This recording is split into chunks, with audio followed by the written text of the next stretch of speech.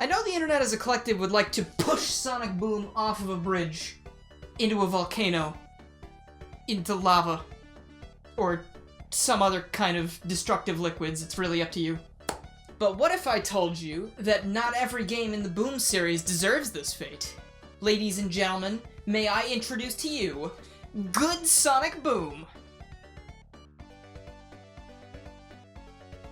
Okay, alright, well that one's good too. But I was more so talking about a good Sonic Boom. And then of course there's Shattered Crystal, which I would love to push into 2 volcanoes. Seriously, get out of here. Pfft, idiot. Hello everybody, I'm Garrulous64, and there's gonna be some changes around here, and I'm sure you might actually be able to notice that things are a little bit more free. I'm not stuck in the chair anymore. You know, I've got a new setup. But also, much like every other YouTuber you watch, did you know that 66% of you aren't subscribed, but you're still watching the videos? That's a little sus, I guess you could say, like, in today's terms. You know, I'm not gonna be offended if you haven't decided if you like me or not, just based on this video, or like 1 or 2. But if you've been sticking around for a while, please do consider subscribing, or maybe you watch this video, and if you like it, join up, you hit that bell, you'll see all of them. It really does actually help us out a lot, so if you do like the videos, please make sure to do that, and then I will try to not mention this very much in the future, I promise. Do you know what I do want to mention more of? Sonic Boom being a bad game. Yeah, I bet you've never, ever heard that before. Get out the pitchforks and torches. I can take it. So I'm sure those of us who aren't 6 years old probably remember this like it was yesterday. November 11th, 2014. The dawn of a new chapter. Sonic Boom Rise of Lyric and Sonic Boom Shattered Crystal were hitting shelves, and 18-year-old me was writing a 20-page paper for a college course I'd rather not talk about right now. My buddy Andrew knows what I'm talking about, up top. And of course I was working on the entire thing the day before it was due, and that is still something I would do even to this day. I am a terrible procrastinator. But wouldn't you know it, on my way home from school that day, I went and picked up both of these games on pre-order. And they were basically going to be like my reward for finishing the essay. So everything was terrible that day, and I will never look at November 11th the same way ever again. I did end up getting an A on the paper, though. After playing Rise of Lyric for a resounding 45 minutes, I vividly remember a sense of despair creeping into my heart, so I went back up the stairs, sat on my bed, grabbed my 3DS, and popped in Shattered Crystal. And then the feeling did not go away, and I've been locked in a constant state of disappointment to this very day. I'm sure that explains a lot. This day also happens to be the day that I've taken it upon myself to make a video about that game that I really didn't like and haven't touched for the last 6 years. And, you know, I'm gonna level with you real quick. I was gonna make 2 separate videos, one about each game, but I couldn't actually play Shattered Crystal for more than an hour and a half on stream without switching to something else, out of fear of my eternal boredom, like, sticking further. What you're seeing here is me playing Sonic Boom Shattered Crystal over my Twitch channel, which you can definitely follow by clicking the link in the description, by the way, and getting to the first mandatory blockade where I need to collect more items, and then promptly switching to Super Mario 3D Land. I mean, there's a small difference in enjoyment between these 2 faces, right, if you can tell? I mean, I wouldn't want to be that guy, am I right? It's such a bad game design choice. For as much as I respect Sanzaru Games for putting a monkey in their logo like that, I like that, I like that they did that. When people say that this game is a little bit better than Sonic Boom Rise of Lyric, I'm kinda like, yeah, there's a lot of things that are a little bit better than Rise of Lyric, like falling down the stairs and surviving, of course. Sonic Boom Rise of Lyric is at least better than the cold embrace of death. So yeah, Sonic Boom Shattered Crystal is better than Sonic Boom Rise of Lyric, but therein lies the problem. This game actually had a chance. A chance at what, you're asking? Being entertaining. Because as far as I'm aware, this game didn't have any distressing development cycle where, like, the devs had to move their project onto a new console that didn't actually work for the project and get it to work in a strict time limit like the Wii U one had. This game just makes a ton of wrong decisions that are really boring and make this an unenjoyable experience because maybe they're just trying to be different than the mainline games. Didn't really work out very well, did it? I don't know if there's even one thing I can compliment about this game, which is kinda scary. Like, I mean, the visuals are very subpar, Knuckles looks like he got stung by bees, the levels are just aimless wandering incarnate, and some of the alternate pathways don't even lead to important collectibles, so you're just wasting your time. And speaking of time, you spend a lot of that in each level, to the point where I was like, what level am I in? Did I actually transition to the next level? Or am I still in that other level? Because it's like, oh, when I take 12 minutes and nothing happens, it's like, what am I doing? What's going on? Throughout the levels I played, I also was forced to play these, I guess you could say, boring submarine stages with Tails' submarine toy thing. And I know some of you are going to say, like, oh, those aren't mandatory, and I'm going to say they're mandatory with a lowercase m as opposed to an uppercase one. Because, you know, maybe you go, yeah, I don't need to do that, and then you come to the next blockade and you're like, oh, you know what, if I had just done that one thing, maybe I wouldn't have to go back through the entire level 2 more times to find more things to do. So, like, it's kinda mandatory? Like, I don't know, maybe you should have just let Tails play with his Toys R Us submarine. I don't know, dude, it's on you. Aside from the mandatory collecting things, the game doesn't control, like, poorly. Like, every single character controls exactly the same. They've got the homing attack, they got the dash, they got the enter beam, let's go. But also, they have character-specific moves that you need to use to collect things. Let's not go. I can at least get behind the fact that it's not like Donkey Kong 64, where every time you want to collect a character-specific object, you need to run all the way to the change barrel, and then run all the way back, and it's a huge detour. But, like, if the only praise I can give a game from 2014 is that it doesn't make the same mistake as a game from 1999, is that really a compliment, or is that just like a duh, of course you don't do that moment? I don't like this game even a smidge, like not even one tiny little bit. Like, when I put that game in a box 6 years ago and didn't touch it till now, I was completely justified in doing so, because one of the worst things a game can be, in my opinion, is boring. Because games are supposed to be fun, they're supposed to be entertaining, right?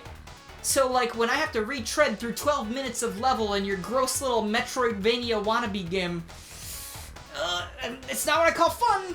But this game does have a sequel that I would never call gross. Usually for Sonic games, we're used to Sega not fixing problems between each entry because that's just not how Sega do. But Sega didn't make this game. Funny Monkey Sanzaru Games did. And let me tell you something, it really shows, because every single problem I had with the first game has been erased, and for every bad decision removed, at least 2 more good decisions have been put in its place, like some kind of really cool Hydra or something.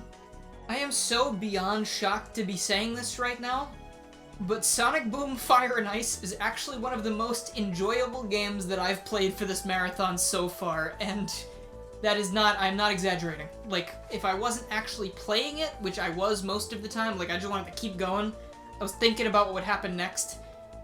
In a Sonic Boom game, I'm leaving, I'm leaving, I'm out, quit.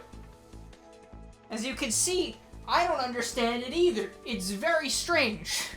Gone is the awkward tone and weird pacing of the first game, and it's been replaced with the witty humor of the TV show that I liked so much that really should have got a Season 3. So suffice to say, I laughed a lot while playing this game, which is not an experience that I have most of the time when recording these videos.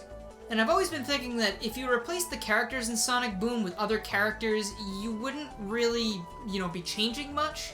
But in this game, it feels pretty Sonic-y. The story also feels pretty Sonic-y. It's like Sonic and his friends are like trying to stop these natural disasters or just this really bad weather. I don't know if they actually said natural disaster. It's just the script is a natural disaster, I can tell you that much. And while Sonic and Amy are trying to stop the first geyser from erupting, they suddenly get these like inexplicable fire and ice powers, and they don't burn and freeze alive, which is good. And then before long, Tails just ends up cannibalizing the powers they received for everybody else on the team, and I guess you gotta do that so you can have multiple playable characters and not get stuck into like one is more useful than the other kind of territory. But that's pretty much the whole thing. Like, they gotta travel around all these cool islands and locations to stop these vents from causing natural disasters. But obviously there's gotta be a villain too, right? You see, there's this little robot named Defect in the story, and at first I was like, oh, he's a little generic robot that's trying to stop you from closing the vents because Dr. Eggman told him to. But then you see his backstory, and it's like, okay, I'll let you keep the vents open like you deserve the world. I will die for you. And it also helps that this one's animated a lot nicer than the previous game, whether it be the in-game cinematics, which they just really look good this time, like they really made the most of the models and the animations, or of course, the Sonic Boom cartoon-looking ones, which always looked good. I mean, it probably looks really good because it's stuck on a really low-resolution screen, too.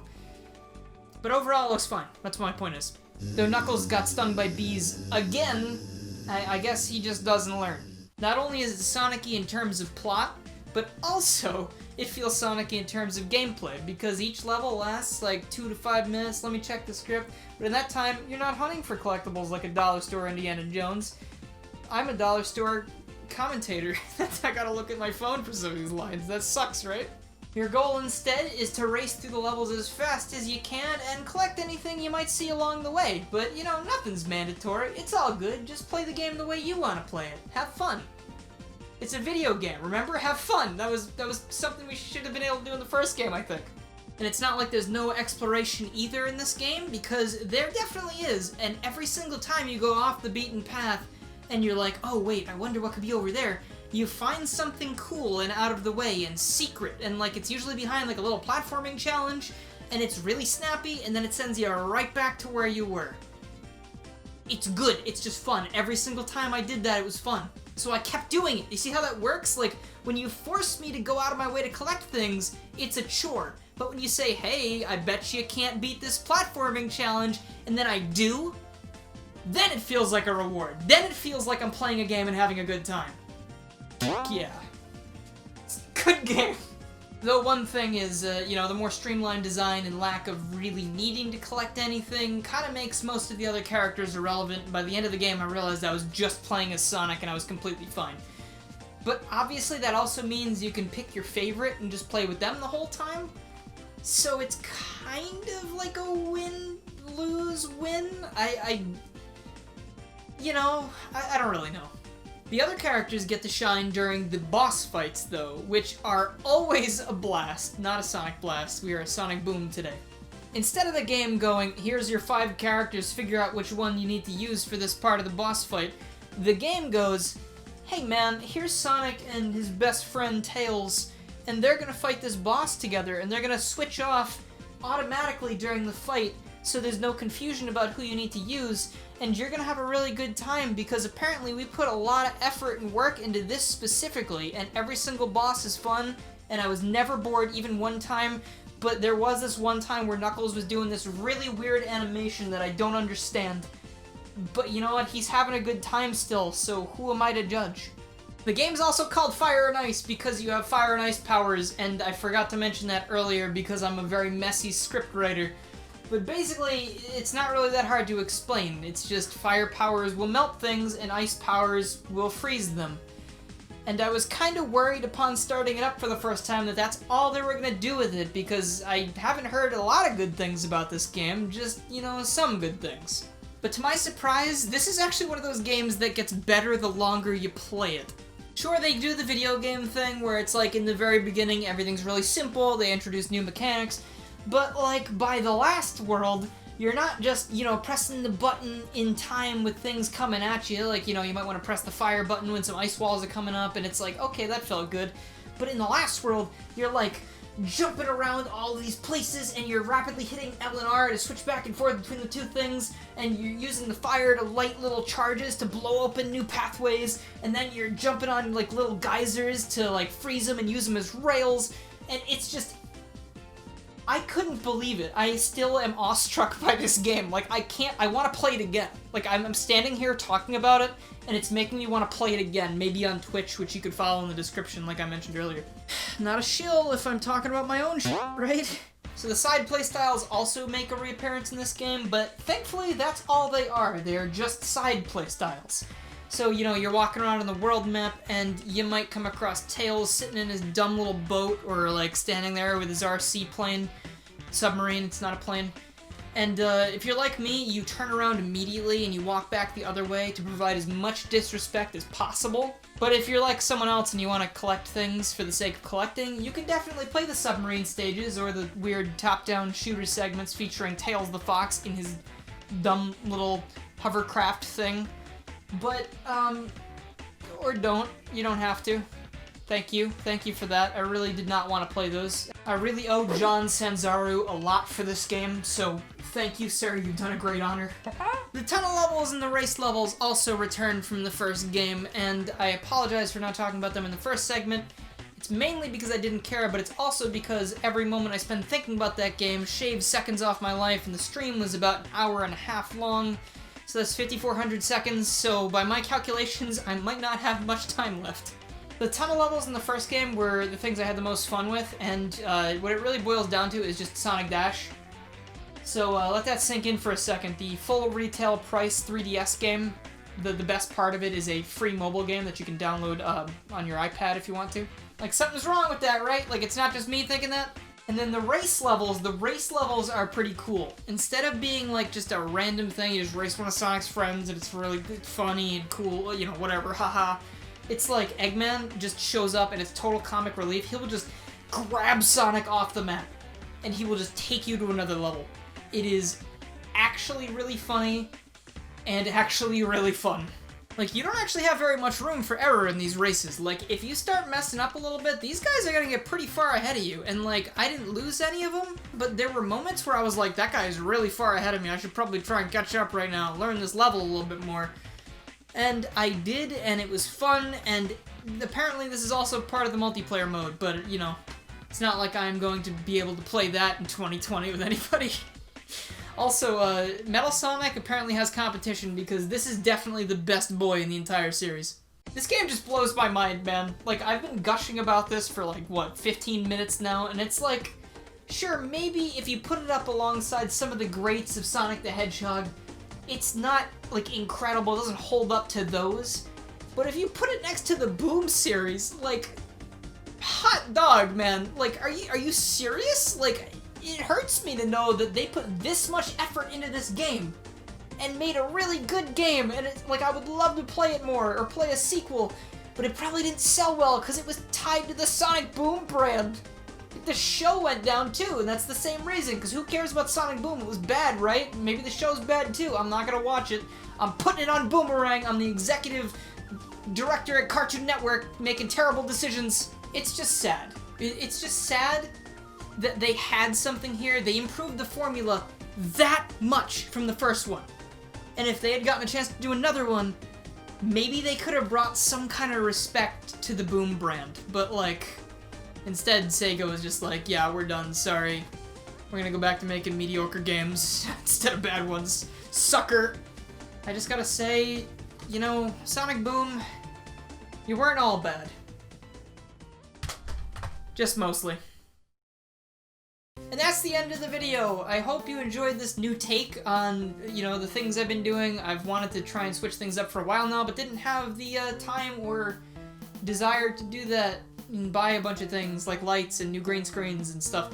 But I hope it went well, and if you made it to this part of the video, please let me know what you thought, and let me know you made it to the end of the video, like you do usually. I like seeing those messages. It makes me happy that I can actually keep people interested to the end of the entire video. But anyway, like usual, if you like this video and you haven't already, please make sure you subscribe, click the bell, follow my Twitter, and join the Discord to keep up with more Sonic reviews and other things that aren't Sonic reviews, because I do a lot of things. I would also like to give a huge thank you to my current supporters who are on my phone, so I will read off of it. Kaido the Samurai, Danny Dauber, Mike TGC, Chaotic Mercenary, James the Demon YT, Crazy Sean DX, Dylan Plays, Cosmic Mushroom, Raiden Still Plays, Chaosk, Ty Little Tech Guy, Zealous Indolent Jeremy, Lucas the Tallman, Mega Traficone, Crystal, and everyone else who's supporting me in the $1 tiers, which are definitely very appreciated because, you know, $1, $1, $1, $1, like that adds up. For real, like I appreciate anything you guys are able to do. It is not mandatory, but you do get some cool bonuses such as shoutouts at the end of the video, and you also get access to blooper episodes for which there will probably start being a lot more content for because I am doing the videos fully live action. So I have, let me tell you exactly how much I've been recording today. It is an hour and 20 minutes of me standing in front of a green screen, baking my eyes alive. Yeah, so anyway, if you want to see that, please go ahead and literally any of those things. But anyway, thank you guys so much for watching, and I will see you all next time.